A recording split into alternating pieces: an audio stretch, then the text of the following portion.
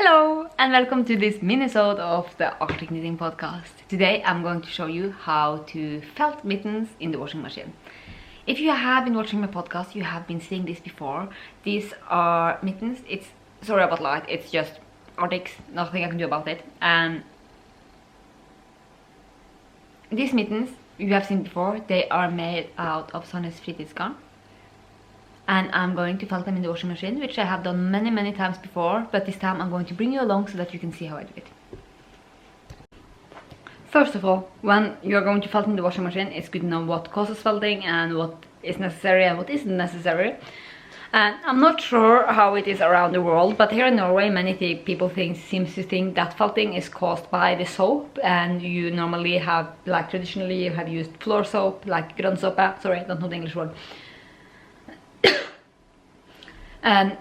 But really it isn't. The reason that we have been using soaps like that is because we used to do hand felting, and it just makes it easier in the hand and gets the agitation a little bit up, because that is what makes the felting. Agitation, heat and water. That is why if you have mittens made out of 100% wool yarn that isn't felted, like let's say traditional stud mittens made out of Roma 3-ply or Roma Finner. When you're using them, you can see that they are going to felt. I'm just going to roll a little bit. They're going to felt a little bit inside. That is because they are getting wet, and then you have the heat from your fingers and agitation from moving your fingers, which are causing them to felt. Those are the three things that you need for felting, and you should never ever put soap that is meant for the floor in your washing machine. It will ruin your machine. Just ask your plumber. I promise you, it's not something you should do. When I felt in the washing machine, I don't use any soap. It isn't necessary, but some people like to have like a little bit of normal clothes washing soap thingy in the machine, or detergent, is that what it's called? Just for the smell, because felting wool can smell a little bit sheepy, but hey, it's from sheep. Surprise, surprise. Wool is going to smell sheepy when it's wet. That's just the way it is. So basically, what I do when I felt mittens like this, I have knitted this. This is a pattern from Sonny's garn. It's called Julebotn, and you can see that they are quite big. See. This is how much too big they are, and you can see I have this much excess on the side of my hands. So what I do is that I put this on the washing machine. In the washing machine, I have a front loader, and no matter who you ask, if you ask two people, they are going to give you different opinions on which settings you should have on the washing machine, because every machine is different and people are using different yarn as well, and some yarn felts better than other. This is just how I do it. I do not take responsibilities for your how your stuff come up if you do it the exact same time as me, the exact same way as me. And also I think there might be a little bit of a difference between the machines in Europe and in the US in terms of how sensitive they are and stuff like that. So just a little heads up there. Some people say that when you felt something in the washing machine, you should put your machine on as high as temperature as possible. I wouldn't do that. I felt mine on, they say, like high temperature and a long program. The thing is that if something is overly felted, it's no bringing it back. But if something is felted too little, you can always do it again and felt it more. So rather too little than too much. That's like the number one thing. Just be careful if you don't want to ruin your project. What I do is that I put it in on a 40 degree. My machine has settings for 30, 40, 60 and 90. Those are like I can put it on anything, but those are like the ones that are being used. So I put mine on 40 degrees and I put it on a short cycle. Like I think it's just a fresh up cycle. It takes an hour, I think. Most programs on our machine takes 3 hours, but I put it on the lowest temperature in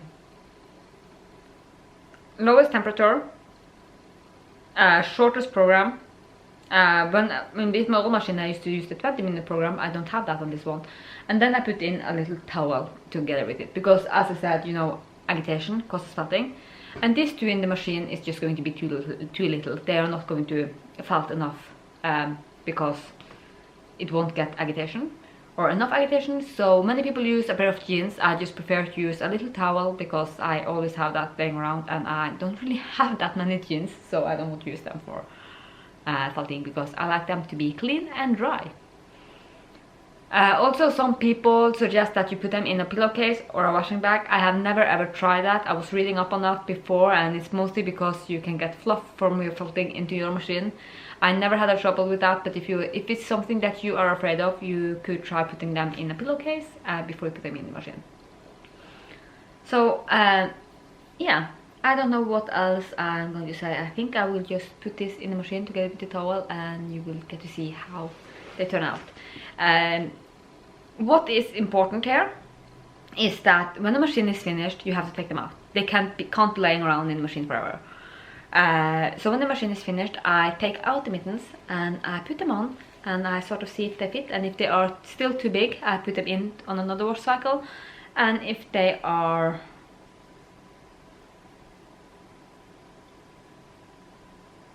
too small, when they're still wet, you can stretch them out a little bit. And also you should, especially if mittens are, just put them on to make sure that your hands get in there, that this side and this side isn't felted together, and sort of put them into shape.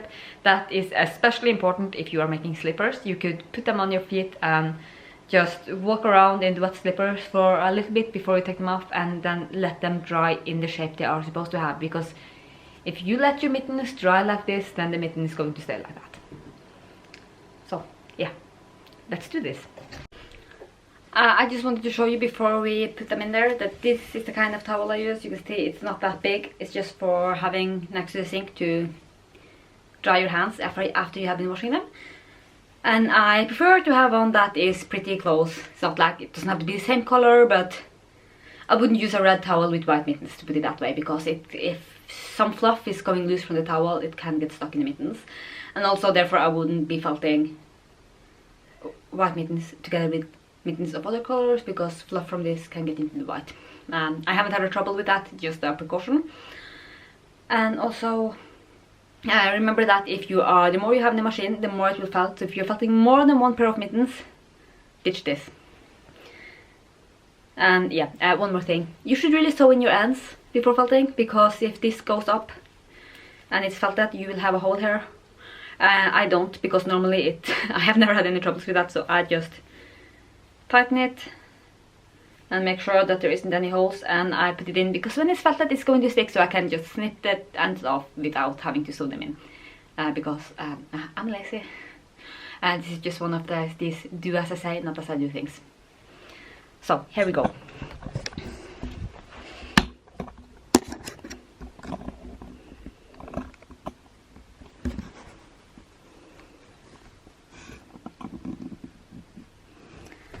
I'm just going to put everything in here, the towel and both of the mittens. Then closing the door.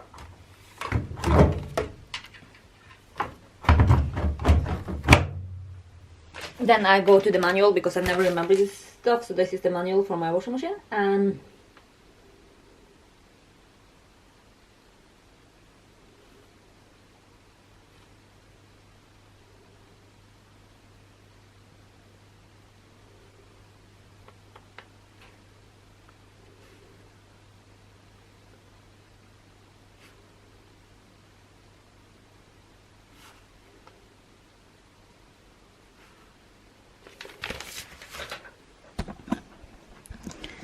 And what I'm going to use, I lied to you earlier, it wasn't on purpose, I just didn't know. What I'm going to use is the jeans cycle, which is program number 10, so I put this on 10, 40 degrees, no washing stuff in here, and I'm just going to hit on, then play, and play again, because this one is slow.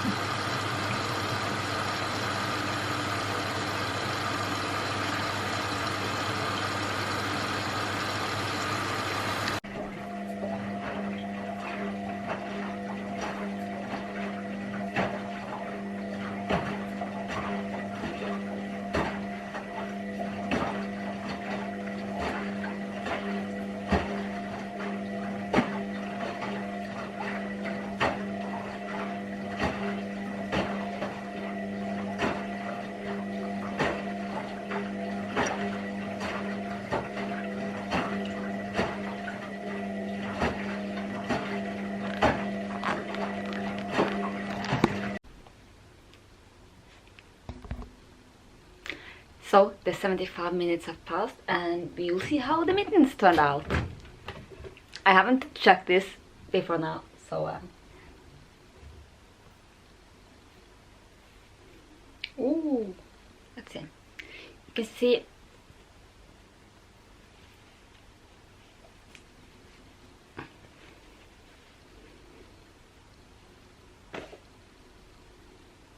there they are, all felted. This is the top of my finger. I might put them in to felt them one more time because it's still a little too wide. Or maybe I'll just, because you can stretch them. Now you can stretch them out if they are a little bit on the smaller side. So I'm going to stretch this one out. Let them be a little bit too big for me. And this is going to be mittens for a man. Probably Sondre. Or someone who buys it if I'm putting them up as a sample in the store. This is the warmest mittens you'll ever find. They are perfect for cold weather. I'm playing in the snow because you won't get wet in this. It's almost like having like rain-coated mittens or waterproof mittens because the water will just sort of peel off. So now we just make sure that everything is the same and stretch them a little bit, put them into shape, and then I'm going to bring this upstairs and lay them flat to dry.